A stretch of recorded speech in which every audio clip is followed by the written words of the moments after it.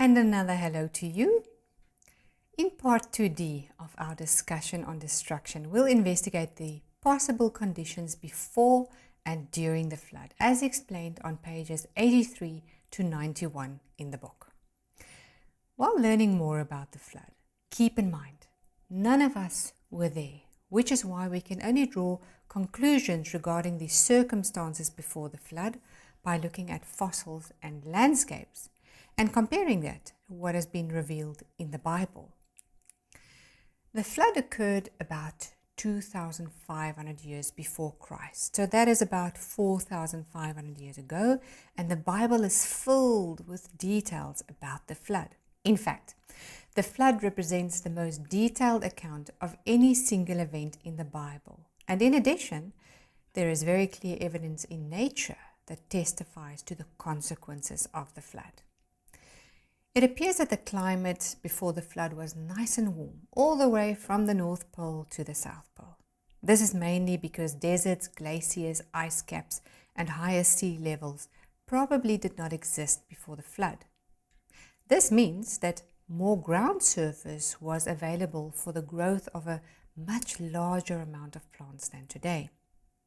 The higher number of plants on Earth before the flood would have caused higher levels of carbon dioxide, we abbreviate that as CO2, to be produced. Why? Well, do you remember learning on day 3 of Creation Week how plants breathe out oxygen and they breathe in carbon dioxide, while living organisms such as humans and animals breathe in oxygen and breathe out carbon dioxide? So plants take carbon dioxide out of the air by a process that we call photosynthesis to make solid tissue such as leaves, wood, bark, roots, fruits, seed. You'll still learn all about that in school. Then after dying, the plants return carbon dioxide back to the air by decaying, and specifically through the respiration of microorganisms in the process of decay. And because there were so many more plants on Earth before the flood, a lot more carbon dioxide would have been produced in the atmosphere after they died because of their decay. And it would also have resulted in warmer temperatures because the greenhouse effect of carbon dioxide prevents warm air from leaving the Earth. We are often told that carbon dioxide is bad somehow, but the truth is that higher carbon dioxide levels actually improve plant growth and productivity. Other emissions such as sulfur dioxide and soot are undesirable and should be reduced, but carbon dioxide is a God-designed, colorless, odorless gas and a crucial part in the cycle of life. Further evidence of the warmer climate before the flood is the discovery of various plant fossils all around the world, even under Antarctica's ice caps, where coal seams have been discovered. Coal is actually plant material that is fossilized, and these coal seams contain plants which don't occur in the polar regions today, but only in warmer parts. In other words, these plant fossils indicate that the Earth was nice and warm before the flood, even in what we know to be the polar regions today. Now, the fossils provide us with a photo of the kind of plant and animal life that existed on Earth the day that Noah went into the ark. It reveals a pre-flood world that was very green and moist and absolutely teeming with plants and animals. Very likely only broad rivers and shallow seas existed. Before the flood, most of the water was probably located deep in the Earth's mantle, where there's still a lot of water present today. Dinosaurs were alive, and initially all of them ate plants. Animals that eat plants are known as herbivores. After sin came into the world, some animals became carnivores, and carnivores eat the flesh of other animals. The flesh-eating dinosaurs probably spent most of their time attacking and eating the large plant-eating dinosaurs. Be that as it may, mankind's sin affected the whole of creation very negatively. Before the fall, all the animals ate plants, not each other. Knowing this first, that there shall come in the last days scoffers, walking after their own lusts and saying, where is the promise of his coming? For since the fathers fell asleep, all things continue as they were from the beginning of the creation. For this they are willingly ignorant of, that by the word of God the heavens were of old, and the earth standing out of the water and in the water, whereby the world that then was, being overflowed with water, perished. Some people believe that the flood was just a local event. In other words, they think that the water did not cover the entire earth, but only a smaller local area where Noah once lived. If this was true, why did God not simply tell Noah to move away somewhere, maybe to a high mountain? Why did he have to take birds or flying animals on board? They could have simply flown away if it was just a local flood. But more importantly, although God almost completely destroyed all life on earth, he promised that there would never again be another worldwide flood. And as a sign of his promise, he gave us the rainbow. Through the years, many local floods have occurred in various places on earth, but there has never ever been another worldwide one, such as in the days of Noah. Consider this. If Noah's flood was only a local flood, it would mean that God has broken his promise over and over and over again, because there has been countless local floods on earth since Noah's time. God never breaks his promises. In the same way that the fossils remind us how God almost completely destroyed the earth with a worldwide flood, the rainbow serves as a beautiful reminder of his promise to us that he will never destroy the earth in this manner again. We know that a great destruction is coming, but it will be by fire, not by a flood. You can read all about that in 2 Peter 3, verse 10 to 12. The Bible clearly tells us that it was a worldwide flood, but in addition, there are at least 500 non-biblical legends worldwide that tell of a flood, and the details are remarkably similar to that which has been revealed in the Bible.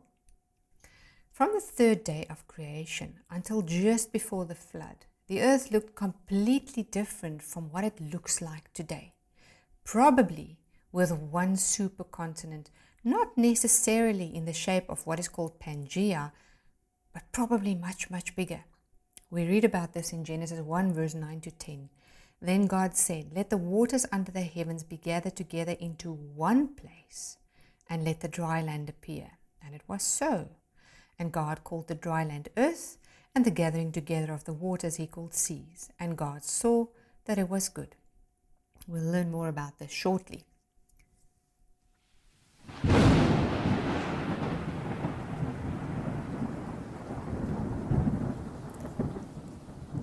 In the 600th year of Noah's life, in the second month, the 17th day of the month, on that day, all the fountains of the great deep were broken up, and the windows of heaven were opened. Genesis 7:11 contains a lot of information. God's word describes how he caused the dry land to come forth out of the water on the third day of creation week. A certain amount of the water that initially covered the earth was probably trapped in and under the land in the process. In fact, geologists have calculated that the rocks in Earth's mantle still contain enough water in their mineral structure to fill up the oceans 10 times over. This image shows you where the mantle is located. So if the ocean was a giant bathtub and you pulled out the plug so that all the water in the ocean drained out, you would be able to fill up the ocean basins 10 times over with the water still present in the mantle. The breaking up of the fountains, according to Genesis 7:11, implies a release of hot magma mixed with steam that pierced the earth's crust, so that giant rifts ran thousands of miles across the planet, tearing open the Earth's surface, for example, where we find the mid-oceanic ridge. These ridges that are shown by the red color in the image were discovered in the 1950s, and they follow a huge circular route across the Earth to form the Earth's longest mountain range of 74,030 kilometers in length. Scalding hot magma vaporized massive amounts of steam or water into superheated steam that jetted into the atmosphere and then falling back to the Earth for 40 days as intense global rain, along with torrential rain from heaven, as described in Genesis 7:11. The hot magma that pushed up out of the rifts formed a new hot ocean floor, so hot that it began to well up, pushing up the ocean water so that the sea level rose dramatically and overflowed the land. In your school textbooks, you will learn about Pangaea, a hypothetical supercontinent that included all current land masses believed to have been in existence before the continents broke apart millions of years ago. But as mentioned, although we have some idea, no one really knows exactly how the continents fit together in the past, nor do we know how big that supercontinent really was. And did the continents really take millions of years to move apart? The Earth's surface consists of a mosaic of rigid plates, each moving as the other one moves. This movement or drifting of the continent is called continental drift. One of the theories on continental drift, called catastrophic plate tectonics by Dr. John Baumgartner, explains how the speed with which the continents moved apart could have been up to 150 feet per second. Now, that's quite fast, more like a continental sprint than continental drift. And this probably happened when certain plates slid beneath other plates. We call that subduction. So the breaking up of the fountains of the deep caused the supercontinent to be broken up, with the plates moving away from each other, sliding under one another, and sometimes ramming into each other to form today's mountain ranges. In this way, the continents moved into their current positions within just a few months. The fact that the fountains are mentioned first is probably an indication that the most important source of water came from the earth as well as from the oceans. These fountains did not stop squirting water until a full 150 days or 5 months of the flood had run its course. Now, there was also another type of fountain that broke apart at this time, and that was the reservoir of the underground molten rock or magma. Today, there are many volcanic rocks found scattered in between the sedimentary rocks. Sedimentary rocks were laid down during the flood. It is therefore very likely that this breaking up of the fountains included a series of volcanic eruptions, especially where that hot new ocean floor began to dive under the continents that we call subduction zones. Large amounts of water were released from beneath the surface in the process, and violent earthquakes and tsunamis occurred. Did you know that up to 70% of what is released from a volcano is actually water in the form of steam? And the windows of heaven were opened, and the rain was on the earth 40 days and 40 nights. It continued to rain non-stop for 40 days and 40 nights. Some people believe that there used to be a thick water vapor canopy around the earth, and that all the water for the flood came from there. But a lot of research was done on this, and if such a canopy existed before the flood, it could never have been thicker than about 2 meters, because if it was any thicker, this would have caused the temperature on Earth to be far too hot due to the greenhouse effect. A 2-meter thick water vapor canopy would not have made a significant contribution to the 40 days and nights of rainfall anyway. According to the catastrophic plate tectonics model, volcanic activity would have caused large amounts of superheated steam to be released from the earth, which would have caused intense global rainfall. So the water for the flood definitely did not come from the sky alone. Most of the water most likely came from within the earth and the sea. Let's now have a look at fossils and how they are formed. A fossil is the remains of a once living ancient organism, about 4,500 years old, that is embedded and preserved in rock. It includes plants, animals and their parts like shells and teeth and bones or complete skeletons, as well as the tracks that they left behind. Now, some fossils no longer contain the organism's original material but consist of minerals that penetrated the organism to take on its form. These minerals eventually harden to stone. We call that petrification. And so the minerals are in the exact shape of the organism or a part of it, but the organism itself is missing in action. The organism is now called a fossil. Researchers have found that chicken bones and wood can be replaced with minerals in just 5 to 10 years, while a large dinosaur bone might take hundreds of years to completely mineralize. It all depends on the burial conditions over the years. Many dinosaur remains have still not completely turned to stone. In fact, more than half of the fossil is usually still original bone, not stone.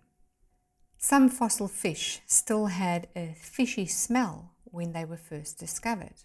Large amounts of wood from trees that were growing at the same time when dinosaurs roamed the earth have been preserved but have not yet been fossilized.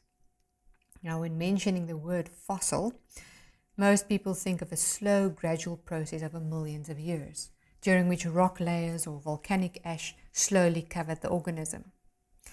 If this were true, it must have been an absolutely miraculous event, because how could this have happened slowly without the organism decaying or being scavenged?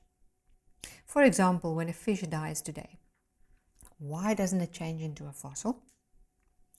Instead, it bloats, floats for a while, and rots. Eventually, it sinks below the water surface where scavengers ravage it, and you just see scales floating in all directions.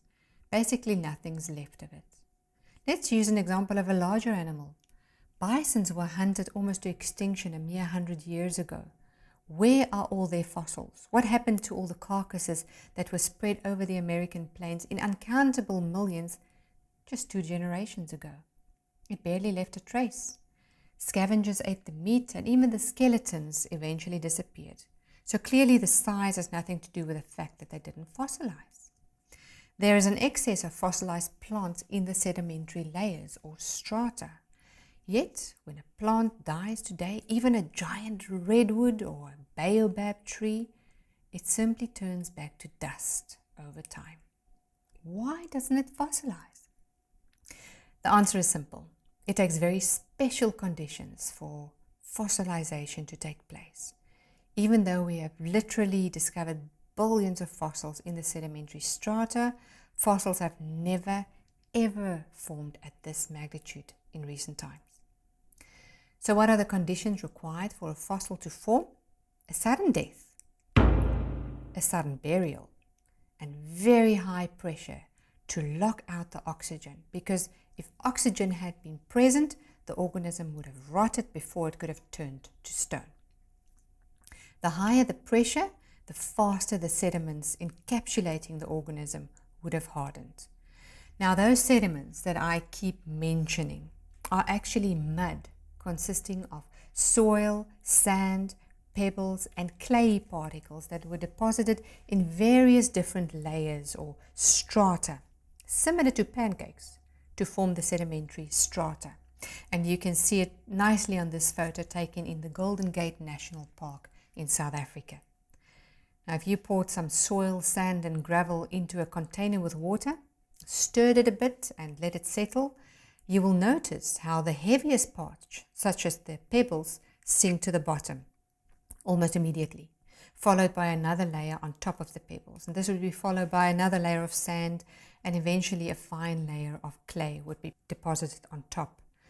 The layer with the lowest density will normally be deposited on top. So the less dense layers will usually occur on top and the more dense layers at the bottom. And in principle, that is exactly what happened during the flood, only on a much, much bigger scale. Worldwide, the catastrophic rifting caused massive mud-filled tsunamis to speed across the deep and then shallow ocean floors in cycles, killing everything in its path.